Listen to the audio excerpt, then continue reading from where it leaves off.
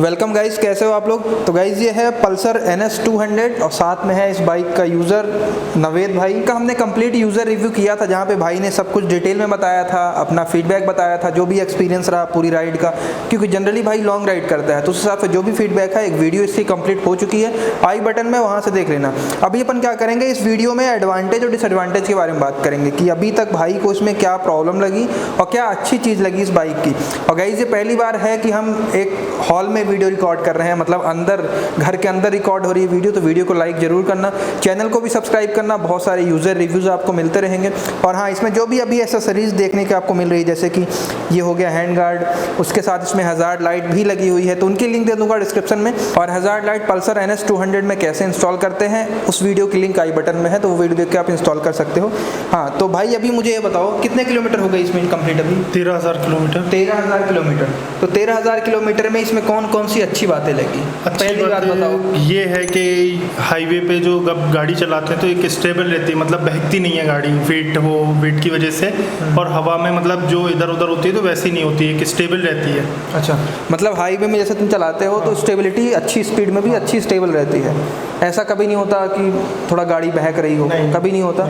ठीक है। और दूसरी इसमें क्या अच्छी बात लगी? दूसरी इसमें अच्छी बात ये हुई कि ऑल पल्सर के कंपैरिजन ये पल्सर ज़्यादा बेटर है। 220 एंड 150 180 नहीं, ऑल टर्म्स। अच्छा, रिफाइनमेंट के टर्म्स में अगर बताएं तो? रिफाइनमेंट के टर्म्स में हाँ बेटर है, स्मूथनेस दूसरी पल्सर से हाँ। अच्छी, तो ये भी तुम्हें एक एडवांटेज लगा। तो गाइस भाई को ये भी है कि जैसे दूसरी पल्सर 220 देख लो, 150 देख लो, NS 160 देख लो, गियर बॉक्स से ज़्यादा रिफाइंड लगता है। पर्सनली ये मैंने भी फील किया है कि NS 200 ज़्यादा रिफाइंड है दूसरी पल्सर के कंपैरिजन में। RS 200 की बात नहीं कर रहा हूँ, दूसरी RS 200 के अलावा जो भी है 220 180 जो भी है उनके कंपैरिजन में ज़्यादा रिफाइंड है। इसके अलावा इसका तीसरा एडवांटेज बताओ जो कि अभी तक तुमने फील किया है अपनी गाड़ी में। इसकी जो हाई स्पीड, मतलब 200 सीसी के अंदर जो इतनी हाई स्पीड गई है, मतलब 148 लेके गया हूँ मैं इसको। 148? हाँ ठीक है, हाईवे पे। तो इतनी मुझे नहीं लगती कि 200 सीसी में कोई भी गाड़ी 148 तक मैनेज कर सकती है, इतना लंबा। इतनी टॉप स्पीड हाँ, नहीं अचीव कर पाए। नहीं, और ठीक है, मतलब 180 148 में भी पता नहीं लगती गाड़ी। अच्छा, उसके बाद भी स्टेबल। हाँ। तो गाइज ये भाई को एक बहुत अच्छा एडवांटेज लगा। पर्सनली ये मैंने भी फील किया है कि इसकी टॉप स्पीड है 148 जो कि भाई ने चलाई, उसके बाद भी 148 में भी गाड़ी स्टेबल थी। तो मतलब टॉप स्पीड अगर आपको चाहिए तो यार इतनी टॉप स्पीड तो आपको ड्यूक 200 में भी नहीं मिलेगी। ये इनफैक्ट आपको जो 220 है उतने उसमें भी नहीं मिलती, किसी भी 200 सीसी में आपको नहीं मिलेगी, RTR 200 में भी नहीं मिलेगी। तो NS 200 का एक सबसे बड़ा एडवांटेज है वो है टॉप स्पीड का। अगर आपको एक अच्छी स्पीड चाहिए ना हाईवे में क्रूज करते टाइम, तो NS 200 आपके ऑप्शन में जरूर होनी चाहिए। तो ये तो 3 एडवांटेज हो गए। इसके अलावा इसमें कमियां भी कुछ लगी होंगी, इसके अलावा कोई और अच्छी बात है बताने लायक? नहीं, इसमें बाकी यूजर तुमने बताई दिया जो भी है। और कमी इसमें बताओ, पहली कमी इसमें तुमको अभी तक कौन सी फील हुई? मुझे सबसे बड़ी कमी फील हुई है इसमें तो लेग गार्ड।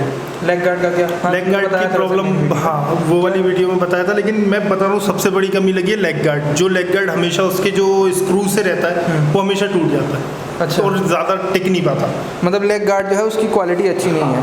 अब ये जबकि लेग गार्ड एक अच्छी चीज़ होती है, वहाँ पे आपको गाड़ी को क्रैश होते टाइम आप लेग्स को बचाती है, लेकिन वही अच्छी क्वालिटी की नहीं। हाँ, तो भाई को ये प्रॉब्लम लगी कि जो लेग गार्ड है ना, जो क्रैश गार्ड है, वो उतनी अच्छी क्वालिटी की नहीं है। भाई एक एग्जाम्पल भी दिया था कि जैसे बारिश होती है तो हम थोड़ा सा पैर ऊपर रखते हैं जिससे कि अपने पैर में पानी ना पड़े या कीचड़ ना उछले, तो लेग गार्ड में पैर जैसे रखता है भाई तो कुछ टाइम बाद वो लेग गार्ड टूट जाता है, मतलब लेग गार्ड जो स्क्रू है वो टूट जाता है। तो हाँ, लेग गार्ड का जो स्क्रू है उनकी क्वालिटी अच्छी नहीं है, और मुझे लगता है कि ये थोड़ा सा सोचने वाली बात है, क्योंकि क्रैश गार्ड जो है वो बहुत इंपॉर्टेंट रोल प्ले करता है। अगर आप एक्सीडेंट कभी होता है आपका सडन, तो फिर आपके लेग्स में प्रॉब्लम हो जाएगी अगर लेग गार्ड अच्छा नहीं हुआ तो।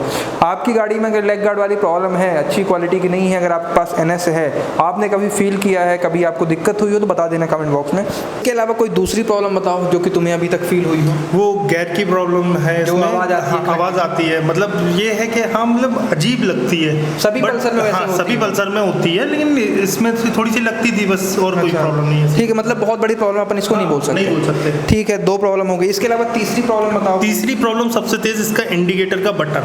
कैसे, वो क्या करता है? जो मतलब अगर इसके अपन प्रेशर से गाड़ी धुलवाते हैं या कुछ भी करवाते हैं, तो इसके अंदर अगर थोड़ा बहुत भी पानी भी स्टेबल होता है तो ब्रेकर में जाने के बाद ऑटोमेटिक इंडिकेटर कहीं ये वाला कहीं वो वाला, ऐसे जब तक मतलब समथिंग 3 से 4 घंटे तक यही प्रॉब्लम होती रहती है गाड़ी में। अच्छा, तो भाई ये बताना चाह रहा है कि जो इसकी इंडिकेटर वाले स्विच हैं जिनसे आप लेफ़्ट राइट इंडिकेट करते हो, उसमें प्रॉब्लम है। प्रॉब्लम ये है कि जब गाड़ी धुलवाता है प्रेशर के साथ, तो अगर गलती से पानी स्विच के अंदर चला गया, पहली बात तो ऐसा होना ही नहीं चाहिए कि जाए, क्योंकि गाड़ी को उस हिसाब से बनाना चाहिए। जैसे कि मैंने जितनी भी गाड़ी में डोमिनार थी उसमें तो ऐसी प्रॉब्लम नहीं थी, हम कितने प्रेशर से धुलवाएं वो पानी अंदर नहीं जाता था, तो इसमें वो चला जाता है पानी। शायद इसकी फिनिश अच्छी नहीं हो, फिट एंड फिनिश में थोड़ी प्रॉब्लम हुई हो, जो भी है।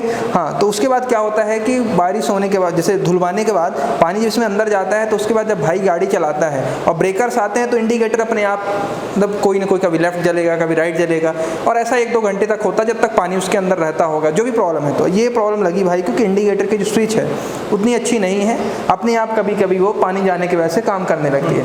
तो ये तीसरी प्रॉब्लम हो गई। और हाँ, अगर ये इंडिकेटर वाली प्रॉब्लम आपको लगी हो, आपके पल्सर में हो, तो बता देना कमेंट बॉक्स में। हाँ, इसके अलावा और कोई प्रॉब्लम बताओ। और बाकी कोई मेजर नहीं समझ आएगी प्रॉब्लम। तो भाई बस ये छोटी सी वीडियो थी, 3 एडवांटेज बता दिए भाई ने, 3 डिसएडवांटेज बता दिए। बाकी कंप्लीट रिव्यू है आई बटन में, वहाँ से आप देख सकते हो।